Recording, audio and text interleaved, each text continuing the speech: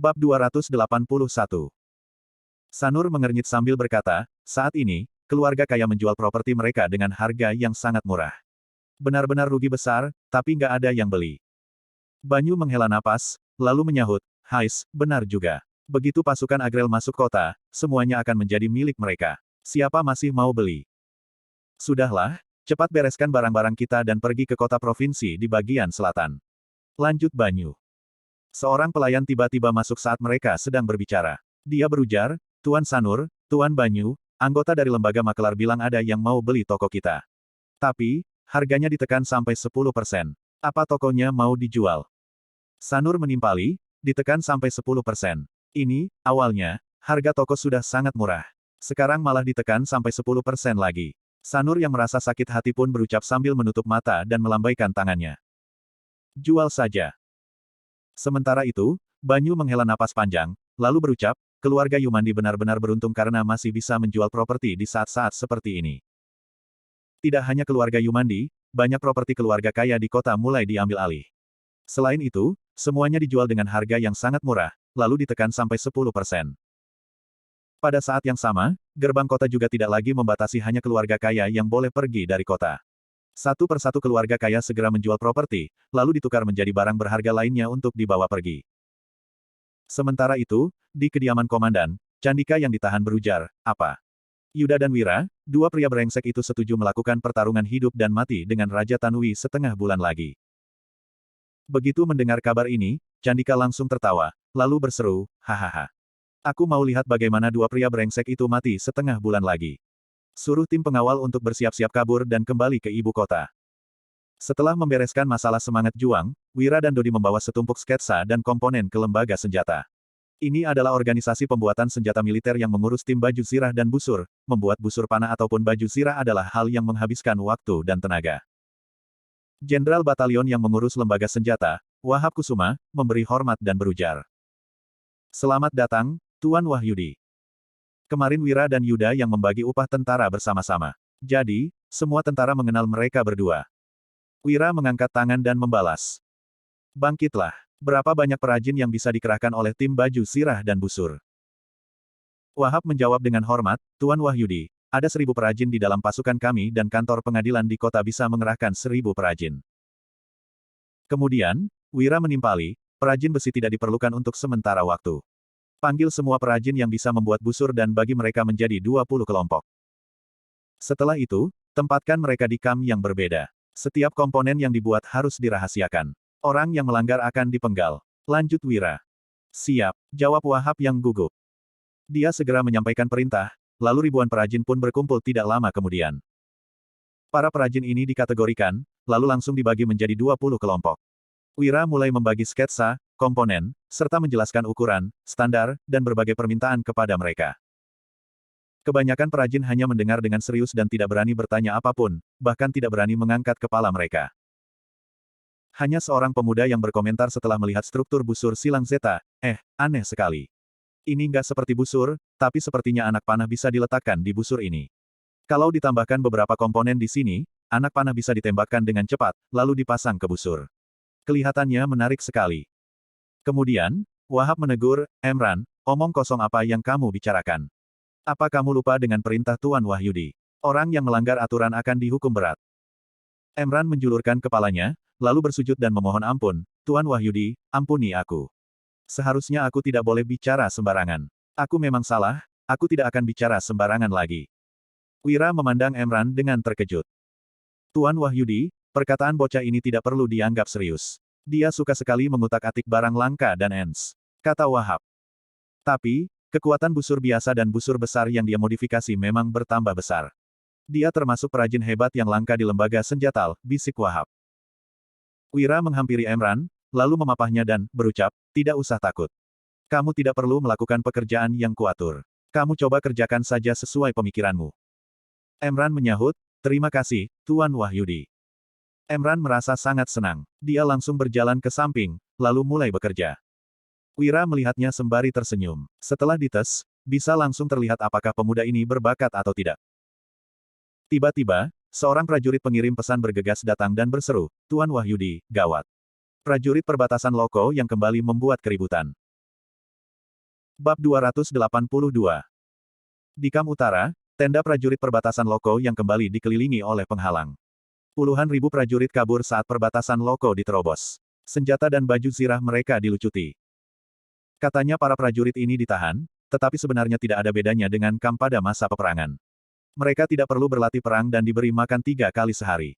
Hidup mereka lebih nyaman dari sebelumnya. Ini adalah pemikiran normal dari prajurit yang kalah. Sementara itu, prajurit yang menyerah pada bangsa Agrel malah hidup tidak tenang, bagaikan dikurung di dalam sangkar. Jenderal pendamping, Raka Gondo, mendapat makanan enak setiap hari, tetapi dia malah kesulitan memakannya. Malam itu, ketika prajurit perbatasan Loko kalah, bangsa Agrel menyuruh prajurit-prajurit ini untuk membunuh atasan mereka. Prajurit yang menolak akan dibunuh oleh bangsa Agrel secara sadis di tempat. Raka yang takut mati menikam atasannya. Kemudian, dia menerima tugas dari bangsa Agrel untuk memimpin sebagian prajurit yang sama-sama berkhianat kembali dan bersembunyi. Malam itu, prajurit yang ditangkap sangat banyak. Raka menebak pasti banyak prajurit yang berkhianat. Setelah kembali ke kota, Raka diam-diam melakukan persiapan untuk bekerja sama dengan bangsa Agrel. Sayangnya, respons dari pihak kota sangat cepat sehingga senjata mereka dilucuti dan mereka ditahan di Kam Utara. Sekarang, Raka hanya berharap Raja Tanui memimpin pasukan Agrel untuk menyerang kota lebih awal. Kalau bangsa Agrel menang, Raka baru bisa hidup. Jenderal Raka, makanan sudah datang. Seru seorang tentara yang mengantar makanan. Dia mengeluarkan sepiring nasi, daging, dan sayur. Raka mengambil sendok, lalu makan sambil melamun. Tiba-tiba, tentara itu berkata dengan suara lirih, menaklukkan wilayah selatan. Wah! Raka terkejut dan melihat sekeliling dengan waspada. Kemudian, dia berbisik dengan perasaan gembira, pasukan kita pasti menang. Ini adalah kode rahasia yang diberikan bangsa Agrel setelah para prajurit menyerah. Nanti, akan ada orang yang menghubungi mereka. Beberapa waktu ini, Raka terus menunggu dengan sabar. Hari ini, akhirnya ada orang yang menghubunginya. Tidak disangka, bangsa Agrel sudah menyusup ke Kam. Tentara itu berkata dengan suara pelan, Raja memberi perintah agar kamu mengumpulkan anggota dan membuat keributan. Kamu hasut para prajurit dengan pura-pura sedih untuk menunjukkan kesetiaanmu pada Tuan Bupati. Kemudian, tentara tersebut melanjutkan, saat ini adalah masa krusial perang, kota pusat pemerintahan Jagabu membutuhkan pasukan. Asalkan bersandiwara dengan baik, kamu pasti bisa menguasai senjata lagi. Setengah bulan kemudian, kamu harus bekerja sama untuk menerobos kota pusat pemerintahan Jagabu. Siap, sahut Raka. Setelah melihat tentara itu pergi, Raka berdiri, lalu menendang meja dan berteriak, sialan, ada pasir di makanannya. Dagingnya juga sedikit sekali, sayurnya juga nggak ada minyak. Apa aku ini tahanan? Sekelompok prajurit membawa piring dan bergegas masuk. Melihat raut wajah Raka, mereka membanting piring dan memaki. Sialan, mereka anggap kita ini tahanan. Padahal kita juga prajurit Nuala. Prajurit lain menimpali. Suruh kepala intendans masuk. Lihat, apa ini makanan yang layak? Yang lain ikut menyahut, bukan hanya makanan prajurit yang dikurangi, kita juga dikurung. Aku sudah nggak tahan. Salah satu prajurit juga menceletuk, iya, aku nggak tahan lagi. Kalau terus dikurung seperti ini, aku bisa gila. Beberapa prajurit yang dibawa oleh Raka mulai berteriak. Para prajurit yang menyerah membuat keributan di seluruh Kam dan mulai berusaha menerobos keluar. Bukan hanya prajurit yang menyerah, bahkan prajurit yang kabur sendiri pun terhasut. Alasannya, karena makanan prajurit memang dikurangi, ditambah lagi mereka adalah prajurit yang kalah. Jadi, makanan mereka lebih buruk. Melihat ada orang yang meributkan hal ini, satu persatu dari prajurit itu pun mengikuti aksinya. Dalam sekejap, puluhan ribu prajurit menyerbu ke arah pintu Kam. Tentara yang menjaga Kam berteriak, berhenti. Semuanya berhenti. Siapa yang berani keluar dari Kam akan dibunuh di tempat. Para tentara yang menjaga Kam kewalahan. Satu persatu dari mereka mengeluarkan senjata dan mengadang di depan pintu Kam. Puluhan ribu prajurit membuat keributan di Kam. Walaupun tidak memiliki senjata, ratusan orang juga tidak bisa menghentikan para prajurit ini. Ayo, cepat bunuh kami. Bunuh saudara yang pernah sama-sama berjuang dengan kalian. Seru salah satu prajurit yang ingin keluar dari Kam. Yang lain juga ikut berujar, kami juga prajurit Nuala, kenapa kalian memperlakukan kami seperti tahanan? Salah satu dari prajurit tersebut berteriak, perbatasan Loko yang diterobos nggak ada hubungannya dengan kami, tapi karena Letnan Jenderal Raharja yang berkhianat. Bab 283. Prajurit lain ikut berseru, kami mau bertemu dengan komandan. Kami nggak terima ditahan seperti ini. Puluhan ribu prajurit yang membuat keributan makin menjadi-jadi.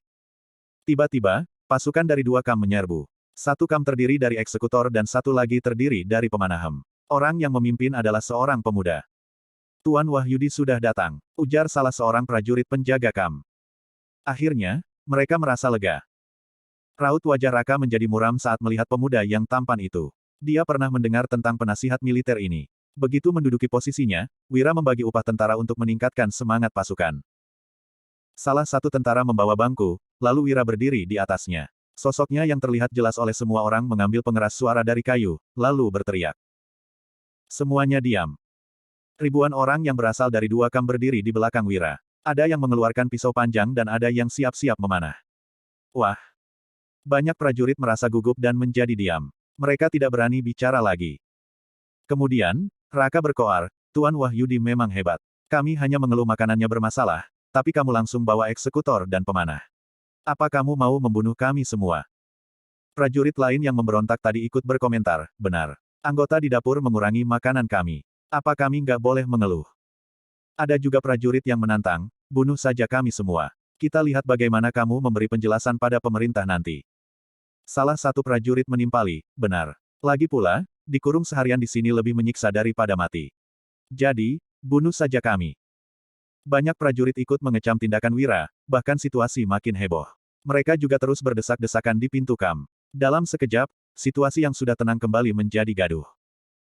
Wira menunjuk prajurit-prajurit yang berbicara tadi seraya berucap, aku hanya menyuruh kalian diam, tapi kalian malah menghasut supaya aku membunuh kalian semua. Kalian memanas-manasi situasi karena punya motif tersembunyi dan niat jahat. Apa sebenarnya tujuan kalian? Sebagian besar prajurit baru sadar dan segera menjaga jarak dengan Raka. Wajah beberapa prajurit yang menyerah pucat pasi. Mereka tidak berani berkata apa-apa lagi. Orang-orang ini adalah tentara biasa. Mental mereka tidak begitu kuat. Jadi, tidak masalah kalau hanya ikut berkomentar. Saat menghadapi pertanyaan yang kritis, para prajurit ini tidak bisa membuat keputusan. Kebanyakan dari mereka diam-diam melirik Raka.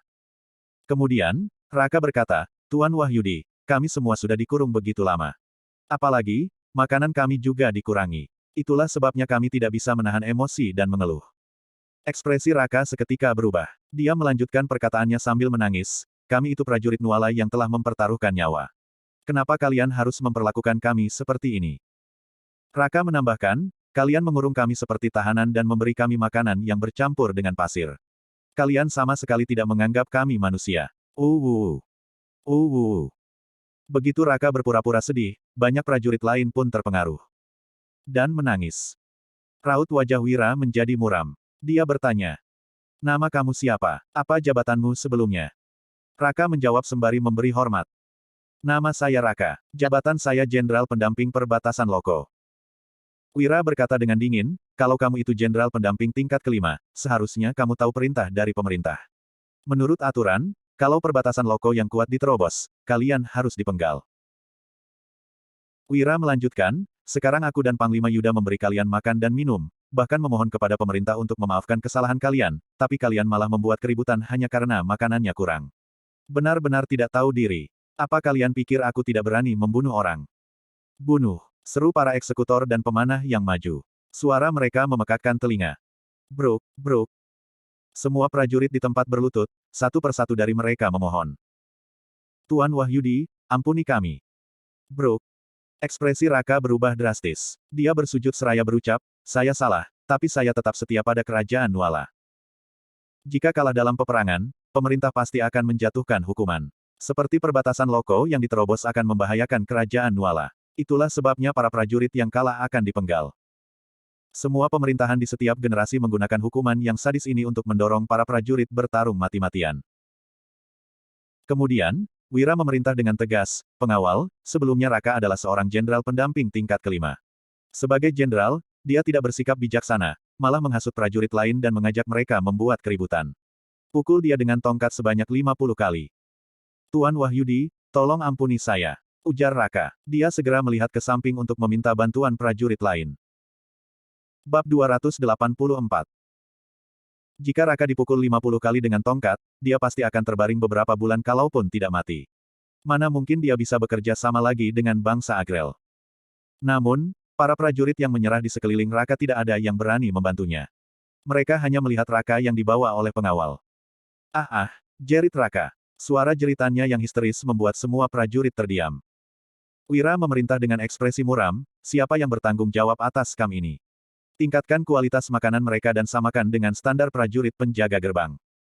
Jenderal Batalion Kam yang bernama Satya Tandian mengangguk dan semua prajurit pun merasa senang. Kemudian, Wira berkata lagi, pergi ke bagian intendans untuk mengambil 100 juta gabak. Aku mau membagi upah kepada mereka. Satya yang terkejut menyahut, Tuan Wahyudi, mereka gagal menjaga perbatasan loko. Kenapa masih memberi mereka upah? Wira menjawab dengan tegas, pemerintah yang belum membayar mereka upah ini sebelumnya. Kalaupun nanti pemerintah mau menghukum mereka, menurut aturan, upah tetap harus dibayar. Tuan Wahyudi, ujar para prajurit sambil berlinang air mata. Biasanya prajurit yang kalah dalam peperangan akan diutus ke medan perang. Kalau mereka mati, masalah pun selesai. Tidak pernah ada jenderal yang membagi upah kepada mereka pada situasi seperti ini. Siap, jawab Satya. Dia berbalik, tetapi tidak pergi ke bagian intendans, melainkan pergi ke kamp pusat untuk melapor. Letnan Jenderal Herdian mengerutkan alis sembari berkata, apa Tuan Wahyudi sudah gila membagi upah kepada prajurit yang kalah? Aksa mendengus, lalu menimpali, semua prajurit yang kalah diutus ke medan perang agar mereka bisa menebus dosa dengan kematian. Sikap Tuan Wahyudi benar-benar enggak tegas. Basuki dan Chandra juga menentang. Sementara itu, Yuda berkata dengan serius, keputusan Tuan Wahyudi adalah keputusanku juga. Lain kali, siapa yang lupa akan dihukum sesuai aturan militer. Satya yang berkeringat dingin langsung pamit pergi. Yuda berpikir dalam hati, uang di dalam kemiliteran nggak banyak. Jadi, nggak mungkin Tuan Wahyudi nggak tahu. Di seluruh kota hanya ada 20.000 prajurit. Kalau harus mengerahkan 2.000 prajurit untuk mengawasi prajurit yang kalah, ini adalah masalah besar. Selama ini, dia belum menemukan cara penyelesaiannya. Sekarang Tuan Wahyudi pergi dan meminta uang yang banyak, dia pasti sudah memiliki ide. Batin Yuda. Tak lama kemudian, uang pun diantar ke Kam. Wira menyebut nama para prajurit berdasarkan cabang militer, lalu membagikan upah kepada mereka. Wira juga menepuk pundak para prajurit tersebut untuk menyemangati mereka. Setiap prajurit mengambil upah yang tidak dibayar pemerintah sebelumnya sambil berlinang air mata. Sebagian prajurit yang menyerah pada bangsa Agrel mengambil upah dengan perasaan menyesal. Pada zaman ini, permintaan prajurit kelas bawah dan rakyat sangat rendah, asalkan memberi mereka makanan dan sedikit penghargaan, mereka sudah merasa puas. Di sisi lain, Sony, Danur, Gandhi, dan Gavin mengajak para prajurit untuk berbincang. Mereka berkata bahwa Wira adalah rakyat biasa, bukan pejabat. Hanya karena Wira berbakat, Panglima Yuda pun mengaguminya. Mereka juga menceritakan kebaikan Wira dan berapa besar gaji yang diberikan Wira kepada mereka di Dusun Darmadi.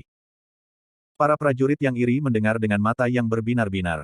Mereka juga ingin menjual ikan di Dusun Darmadi. Pada saat yang sama, mereka juga mencari tahu tentang sebagian besar kondisi prajurit lain berdasarkan permintaan Wira. Upah puluhan ribu prajurit dibagi hingga malam. Standar makan malam sudah ditingkatkan sehingga membuat para prajurit makan dengan puas. Kam tampak terang benderang setelah makan malam selesai. Prajurit yang kalah terus berkumpul. Banyak orang penasaran kenapa Wira masih berada di sini setelah membagi upah. Wira menjelaskan, para prajurit, kalian memang bertanggung jawab karena perbatasan loko diterobos tapi, ini bukan kesalahan kalian. Kemudian, Wira melanjutkan dengan suara keras, Panglima Yuda sudah menulis petisi untuk memohon kepada pemerintah agar memaafkan kalian. Pemerintah baru mulai mempekerjakan Panglima Yuda. Jadi, mereka pasti akan menyetujui laporan pertamanya. Para prajurit pun berseru, oh. Prajurit yang menyerah juga merasa lega, tetapi juga merasa sangat tertekan ketika teringat bahwa mereka menyerah pada bangsa Agrel. Wira mendesah, lalu berujar, kita semua berasal dari Provinsi Jawali dan ada 3 generasi di atas kita. Hampir setiap anggota keluarga kita pernah dibunuh oleh bangsa Agrel. Kita punya dendam yang besar dengan bangsa Agrel. Para prajurit yang murka berteriak, benar. Wira menunjuk seorang tentara senior dan berucap, Abian, aku lihat kamu begitu geram. Kamu punya dendam apa dengan bangsa Agrel? Coba maju dan ceritakan. Bab 285. Begitu mendengar Wira mengingat namanya, Abian Tanomo terharu sampai berlinang air mata. Dia bercerita, Tuan Wahyudi, aku berasal dari Provinsi Cindera. Keluargaku punya rumah dan sawah. Bangsa Agrel yang membunuh orang tuaku, menodai istriku, dan membunuh anakku. Putraku baru berusia 8 tahun dan bangsa Agrel menebas kepalanya beberapa kali. Ah, putraku, dasar bangsa Agrel sialan. Salah satu prajurit berkomentar. Mereka bahkan tega membunuh anak 8 tahun. Bangsa Agrel memang brengsek. Benar-benar keterlaluan. Para prajurit merasa geram. Mereka makin berang ketika teringat dengan dendam keluarga mereka. Kemudian, Wira berkata dengan serius. Kelak, dendam ini pasti terbalaskan. Simpan air mata kalian dan pendam kebencian ini di dalam hati. Lampiaskan semuanya di medan perang nanti.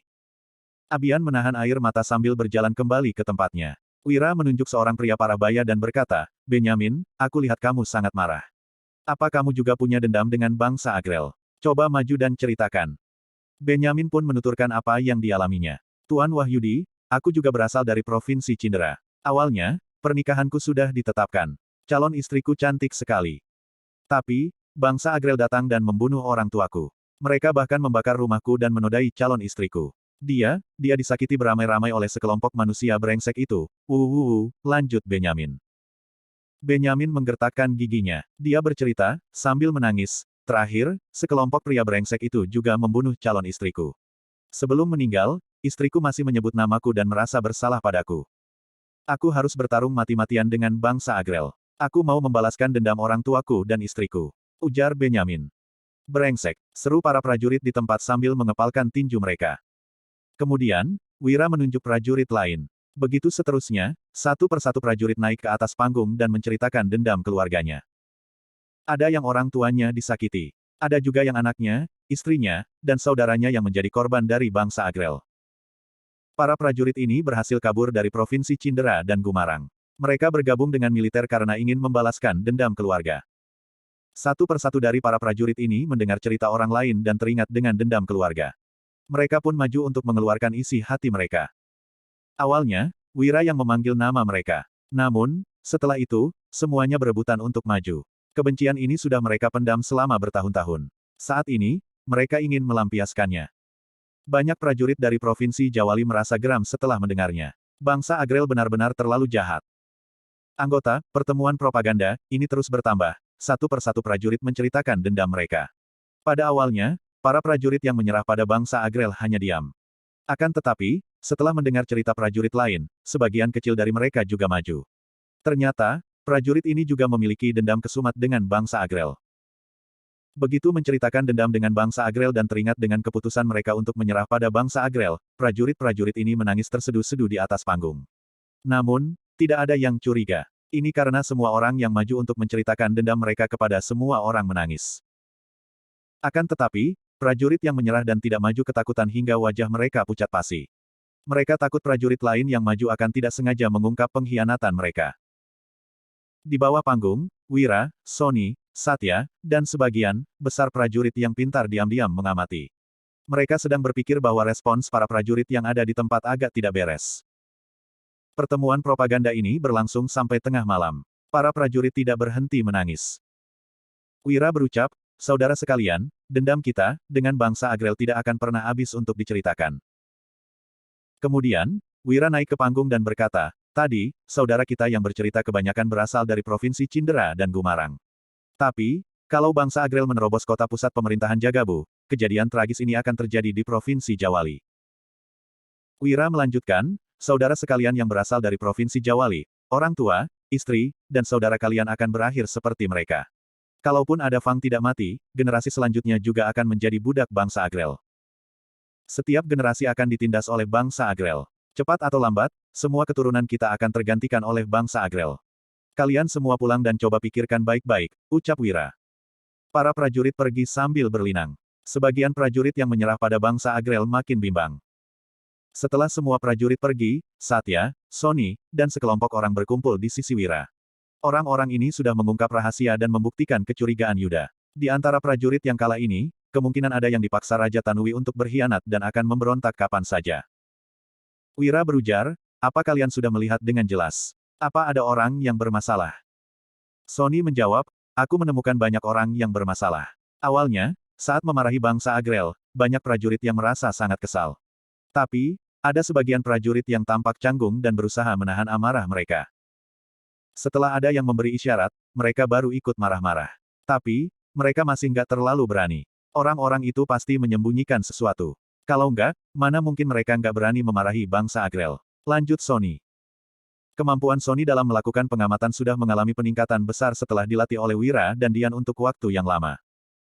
Yang lain pun menyahut sembari mengangguk. Benar, benar.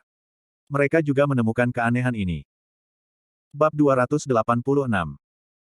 Wira mengerucutkan bibirnya dan berkata, kalau begitu, persiapkan sesuai dengan rencana awal. Banyak prajurit yang sudah tertidur. Kevin Gunawan berbaring di lantai. Dia terus berbolak-balik, tetapi tidak bisa tidur. Bangsa Agrel membunuh keluarganya. Kini, dia juga menjadi tawanan mereka. Lantaran takut mati, Kevin menikam atasannya dan mendekati bangsa Agrel. Kemudian, dia kembali ke kota pusat pemerintahan untuk melakukan pengintaian. Awalnya, Kevin merasa cemas. Namun, setelah pertemuan propaganda diadakan, dia merasa sangat bersalah dengan leluhurnya dan ingin sekali mengakhiri hidupnya. Ketika sedang memikirkannya, sekelompok orang tiba-tiba menerobos masuk. Leher Kevin tiba-tiba ditodong dengan pisau panjang. Kemudian, orang itu berkata, Tuan Wahyudi ingin bertemu denganmu. Ikut dengan kami dan jangan berteriak. Orang-orang lainnya juga ditahan. Kevin pergi ke sebuah ruangan yang cukup jauh, lalu berlutut dan berkata, hormat kepada Tuan Wahyudi. Bangunlah, ucap Wira. Melihat pemuda yang tampak cemas ini, Wira berkata sambil tersenyum datar, kamu tahu kenapa aku mencarimu. Kevin terkesiap. Dia menggeleng seraya berkata dengan gelagapan, saya tidak tahu. Berbuat salah itu bukan masalah. Yang menjadi masalah adalah sudah berbuat salah, tapi masih nggak mau bertobat. Wira menghela napas dan meneruskan, aku dan Panglima Yuda tahu jelas akan beberapa hal. Kalau enggak, kami juga nggak akan mengurung kalian. Saat ini, di luar kota penuh dengan prajurit bangsa Agrel. Kami juga membutuhkan prajurit. Kevin terperanjat dan berkata, saya. Wira menyela, aku nggak membongkarnya karena ingin memberimu kesempatan. Wira menghela napas ringan, lalu berkata, kalaupun berbuat salah, kamu juga melakukannya demi mempertahankan nyawa. Sampaikan informasi yang kamu tahu supaya kerajaan Nuala nggak jatuh ke dalam jebakan bangsa Agrel dan kehilangan kota pusat pemerintahan Jagabu. Tindakanmu akan dianggap sebagai penyampaian informasi. Kamu akan dianggap berjasa, bukan membelot. Plop. Kevin sontak berlutut dan menangis. Dia menimpali, Tuan Wahyudi, bangsa Agrel memaksa saya untuk menikam Letnan Jenderal. Mereka memberikan saya jabatan tingkat ke-9. Saya pulang diam-diam untuk memberitahu kalian dengan menahan rasa malu. Berapa jumlah kalian? Tanya Wira. Kevin menjawab, sekitar 100 orang. Wira bertanya lagi, apakah bangsa Agrel memberitahu kalian cara untuk menghubungi mereka? Kevin menjawab, tidak, mereka hanya bilang, ketika saatnya tiba, akan ada orang Fang memberikan perintah. Tapi, ketika saya bertemu dengan Letnan Jenderal Raka hari ini, dia sepertinya baru mulai membuat onar setelah seorang prajurit mengantarkan makanan. Apa kamu mengenal prajurit itu? Tanya Wira. Kevin menjawab, ya, saya mengenalnya. Saya selalu mengingatnya dalam hati. 3 kereta kuda perlahan melaju ke Dusun Darmadi. Sekelompok pelayan dan pengawal tampak mengikuti di belakang. Harsa turun dari kereta kuda dan memandang desa dengan heran. Di sepanjang perjalanan, Harsa telah melewati banyak dusun. Dusun-dusun itu memiliki 1 atau 2 bangunan bata, sementara sisanya adalah rumah-rumah jerami yang rendah. Penduduk dusun mengenakan pakaian compang camping. Mereka berkulit pucat dan berpostur kurus. Ketika melihat kereta kuda, para penduduk dusun langsung menjauh dengan ekspresi ketakutan di wajah mereka. Akan tetapi, Dusun Darmadi malah berbeda dan sangat ramai. Banyak kelompok orang dewasa dan anak-anak yang membawa bakul di punggung mereka. Entah akar rumput apa yang ada di dalamnya. Ketika tiba di sebuah rumah, mereka meletakkannya, lalu pergi setelah menerima koin perunggu. Ada juga kereta-kereta keledai yang membawa sejumlah batu bata dan memasuki dusun. Di sepanjang perjalanan, Harsa melihat ada 4 bangunan baru yang sedang dibangun. Bangunan-bangunan bata itu sedang dalam proses penempatan struktur bangunan. Orang-orang dewasa di dusun ini sangat energik dan berseri-seri. Mereka membawa ember yang berisi ikan. Lebih jauh lagi ke dalam dusun, ada sekelompok pemuda yang sedang berlatih menggunakan pisau dan senjata. Mereka semua sedang berlatih bela diri. Ada pula sekelompok anak-anak yang sedang diajar oleh seorang cendekiawan tua. Mereka sedang menerima pendidikan awal di bawah bimbingannya. Dengan mengikuti rute jalanan yang diingatnya, Harsa pun tiba di ujung desa. Dia berdiri di depan sebuah rumah bata. Di depan rumah, 2 bangunan tambahan juga telah dibangun. Selain itu, sebuah gubuk besar juga didirikan, dengan meja dan kursi yang diletakkan di dalamnya. Ada belasan wanita dusun yang sedang memasak. Ada nasi jagung, bakpao daging, ikan goreng, sup telur ayam, dan sayur tumis. Aromanya harum sekali. Bab 287. Semua hal sudah jauh berbeda saat Harsa datang ke Dusun Darmadi 3 tahun lalu. Suara tawa, suara orang berlatih silat, suara membaca, suara memasak, segala macam suara bercampur menjadi satu. Harsa tertegun dan mengeluh, pemandangan indah seperti ini, sayangnya akan segera hancur. Kebanyakan penduduk dusun menyadari kedatangan Harsa. Mereka yang mengingatnya sontak pergi memanggil Wulan. Tak lama kemudian, suara seseorang yang terkejut dan gembira pun terdengar.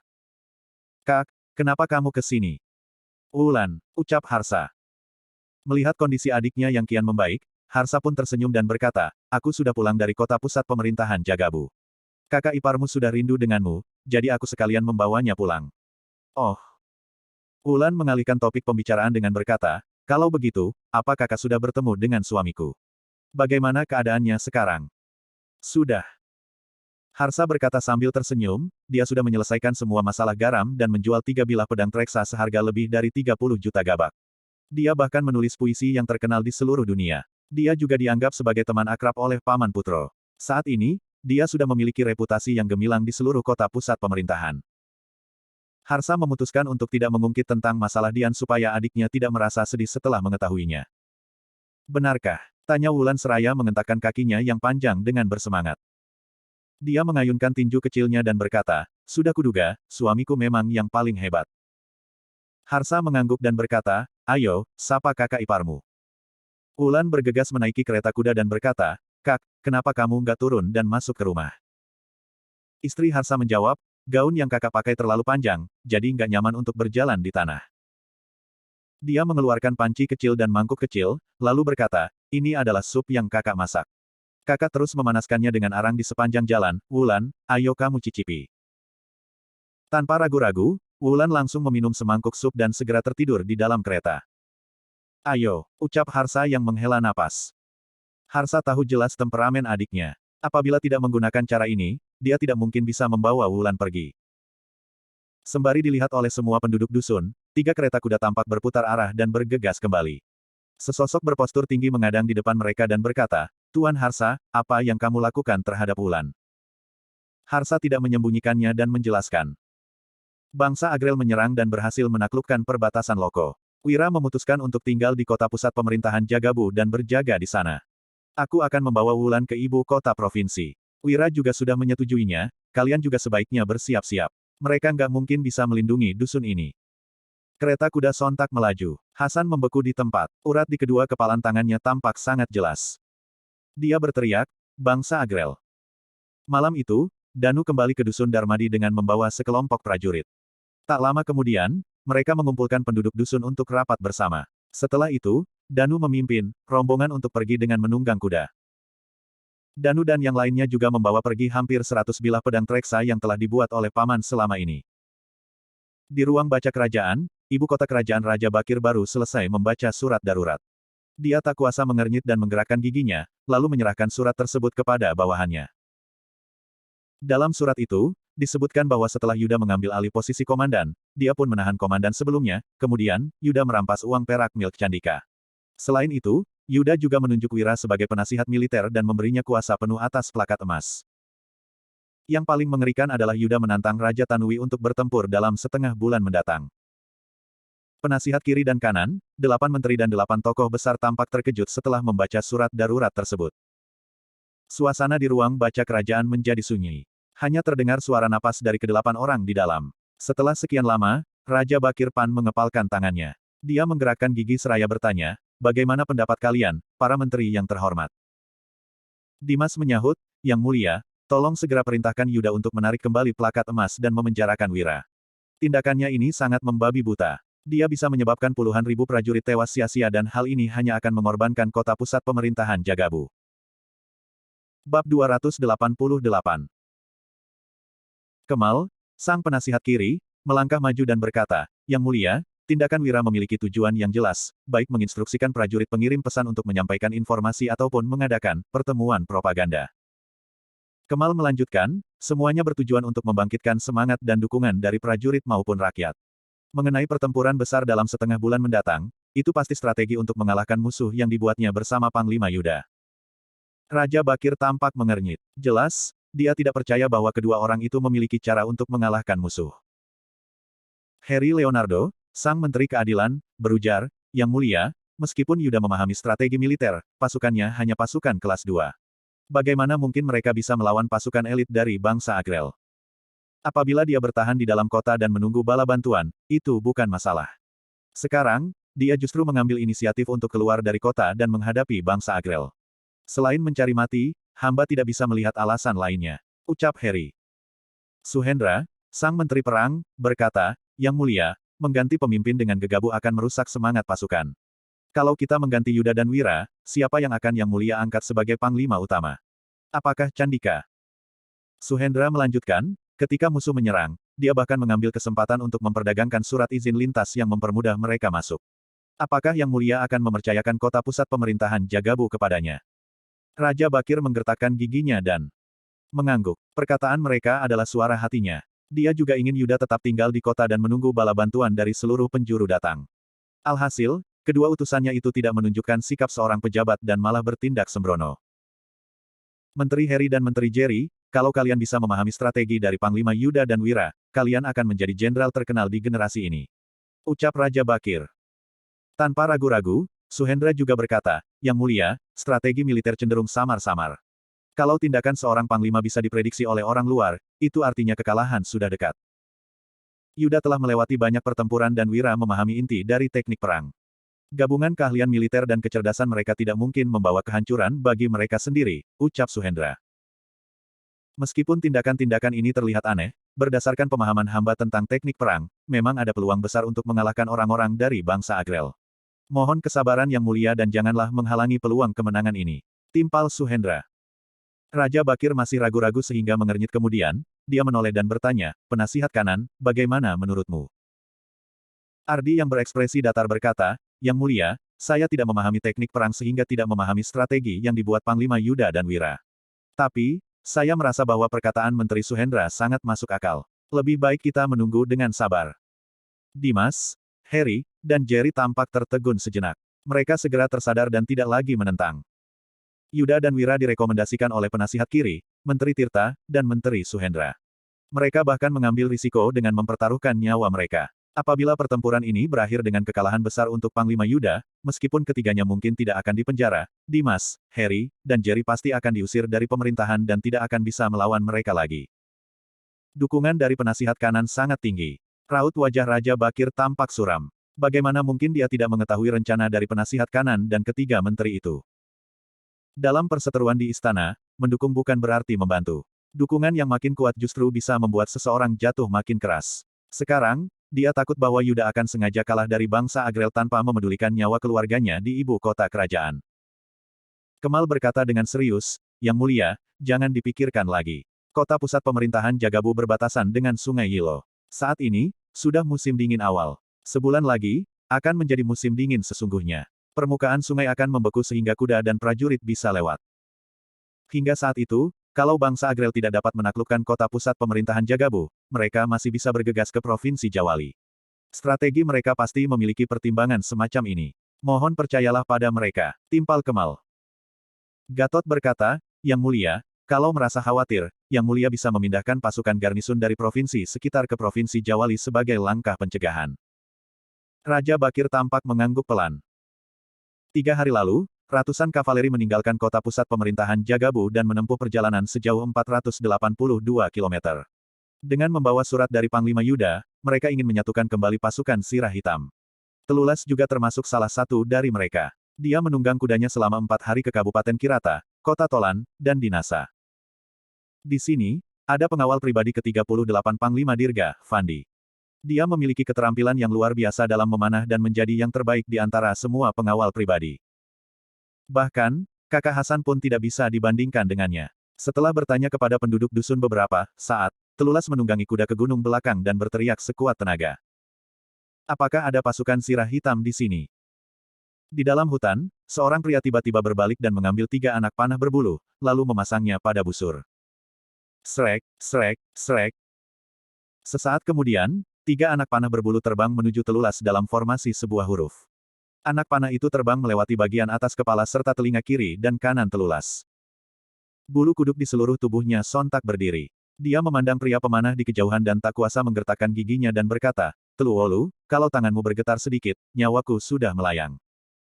Pengawal pribadi Panglima Dirga sangat jarang saling memanggil nama. Orang ini bernama Santoso Nurada. Semuanya memanggilnya Telulas. Sementara itu, Fandi berada di urutan ke-38 sehingga semuanya memanggilnya Teluolu. Fandi berkata, Kak Telulas, keterampilan memanahku sangat hebat. Setelah pensiun, aku mengandalkan berburu untuk bertahan hidup. Fandi yang berpostur tinggi bergegas berlari di antara pegunungan dan bertanya, kenapa kamu bisa datang kemari? Telulas langsung menjelaskan, bangsa Agrel menyerang dan berhasil menaklukkan perbatasan Loko. Aku datang untuk memintamu pergi, menyingkirkan mereka. Bab 289. Fandi berbalik badan dan menatap dengan dingin seraya berkata, Telulas, sejak kapan kamu menjadi antek istana lagi? Apa kamu lupa bagaimana cara mereka memperlakukan Panglima Dirga? Kalaupun bangsa Agrel menyerang ibu kota kerajaan dan membunuh si Raja Sialan, itu bisa dianggap sebagai pembalasan dendam untuk Panglima Dirga. Aku akan sangat berterima kasih kepada mereka, lanjut Fandi. Telulas tampak menggertakkan giginya dan berkata, Teluolu, kamu kira aku mau menjadi antek istana? Istana menunjuk Panglima Yuda untuk memimpin pasukan. Kalau dia kalah, apakah istana akan melepaskannya? Apakah kita nggak merasa bersalah dengan Panglima Dirga? Panglima Yuda masih hidup, tanya Fandi yang tampak terkejut. Kemudian, dia bergegas berlari menuruni gunung. Telulas segera mengikutinya. Dia berkata, Teluolu, kamu mau pergi kemana? Fandi sama sekali tidak menoleh dan hanya berkata, tentu saja pergi ke kota pusat pemerintahan Jagabu untuk membantu Panglima Yuda memenangkan pertempuran. Sudah kuduga kamu bukan pengecut, ucap Telulas.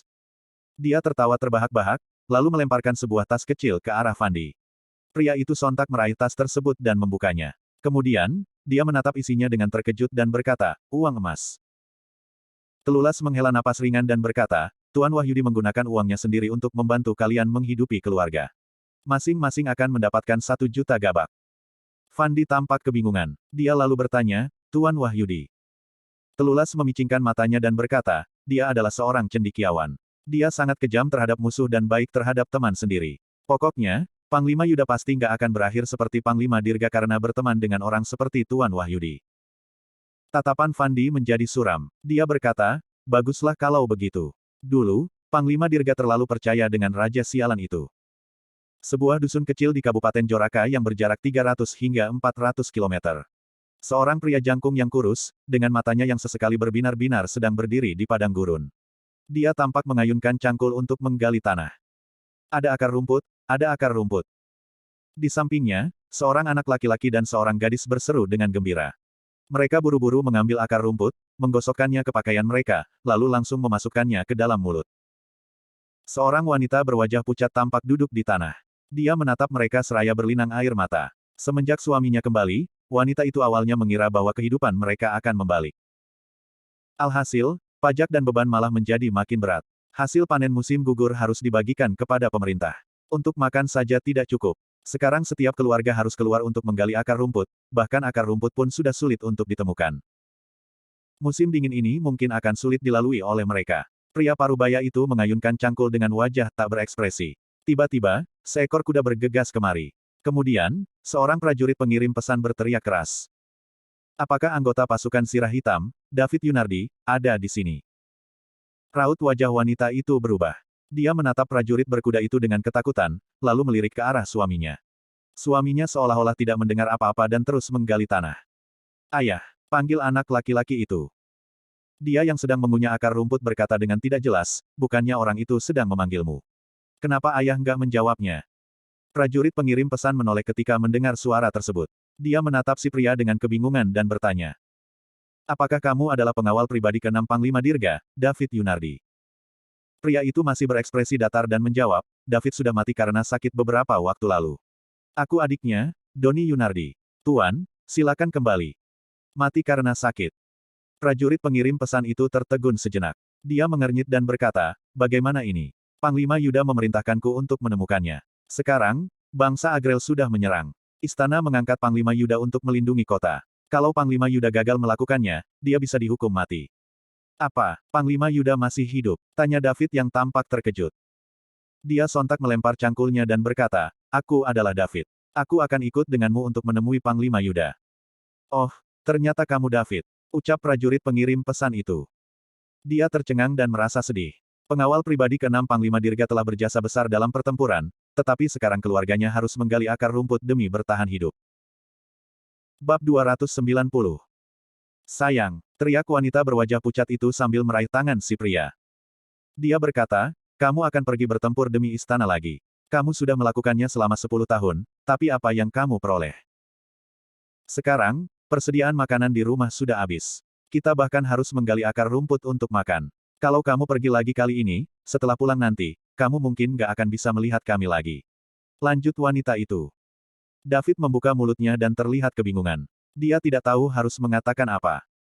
Kak, jangan takut, ucap si prajurit pengirim pesan. Prajurit pengirim pesan mengeluarkan sebuah tas dan berkata, Tuan Wahyudi sudah memikirkan hal tersebut, hidup kalian mungkin mengalami kesulitan, jadi kami akan memberikan masing-masing pasukan sirah hitam 1 juta gabak sebagai biaya hidup keluarga. Tuan Wahyudi, tanya pria itu seraya menerima tas tersebut dan melihat uang perak di dalamnya sekilas.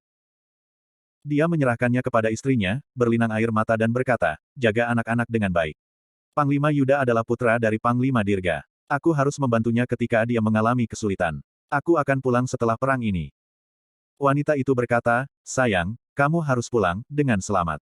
Aku dan anak-anak akan menunggumu pulang.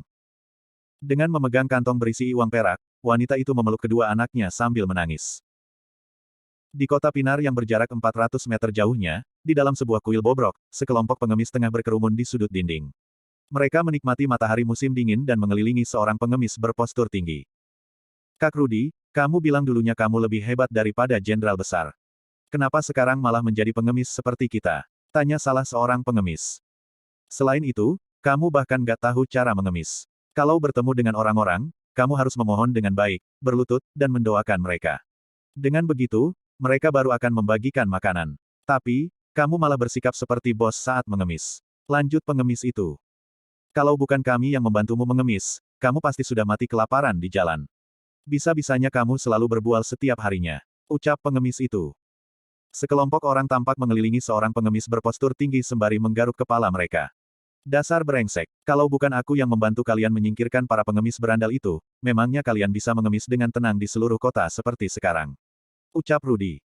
Rudy Jayaka menggigit jerami di mulutnya dan menyilangkan kaki. Dia berkata, kalau alasan aku menjadi pengemis, itu karena mengemis nggak perlu berpikir. Yang terpenting adalah mengisi perut. Hidup seperti ini terasa sangat nyaman. Sekelompok pengemis itu tak berhenti bertanya, kalau begitu, apakah kamu lebih hebat daripada jenderal besar dulunya? Tentu saja. Rudy mendongak dengan bangga dan berkata, ketika para jenderal itu bertemu denganku, mereka bahkan harus memanggilku Kak Rudy. Kalau aku memanggil mereka dengan sebutan adik, mereka pasti akan kegirangan sepanjang hari. Bohong, bohong. Kamu hanya seorang pengemis. Bagaimana mungkin jenderal besar akan memanggilmu Kak Rudy? Kak Rudy, kami nggak mempercayai bualanmu. Pengemis kecil terus berteriak, sementara pengemis tua tampak menggeleng. Semuanya terlihat tidak percaya. Rudy tersenyum dan memejamkan matanya, seolah-olah kembali ke masa lalu. Di medan perang yang penuh dengan mayat dan darah, tiba-tiba suara seseorang pun terdengar. Apakah ada pasukan sirah hitam di sini? 14. Seru Rudy seraya melompat bangun. Dia menatap pria yang menunggangi kuda besar itu dan tak kuasa mengernyit. 14 berkata, bangsa Agrel menyerang dan berhasil menaklukkan perbatasan Loko Istana, menunjuk Panglima Yuda untuk menanganinya. Ini adalah biaya penghidupan keluarga dari Tuan Wahyudi. Ikut denganku ke kota pusat pemerintahan Jagabu dan bantu Panglima Yuda untuk mengalahkan bangsa Agrel. 14 melemparkan sebuah tas kain dan berkata, Panglima Yuda nggak mati. Rudy sangat terkejut dan tidak tahu apa yang ada di dalam tas kain. Dia langsung melemparkannya ke sekelompok pengemis itu, lalu berbalik dan pergi. Kalian bagi rata saja uangnya. Aku akan membantu Panglima Yuda mengalahkan bangsa Agrel. Ucap Rudy. Kuda itu berlari kencang, membawa Rudy dan 14 menjauh dari sana. Sosok mereka segera menghilang. Sekelompok pengemis itu memandang dengan tatapan kosong. Setelah Rudy dan 14 pergi, mereka baru membuka tas tersebut. Uang perak, banyak sekali uang peraknya. Kak Rudy memang bukan orang biasa. Iya, Kak Rudy pernah bilang bahwa dia bisa disebut kakak beradik dengan jenderal. Petik 2. Pantas saja, Kak Rudy begitu jago bertarung.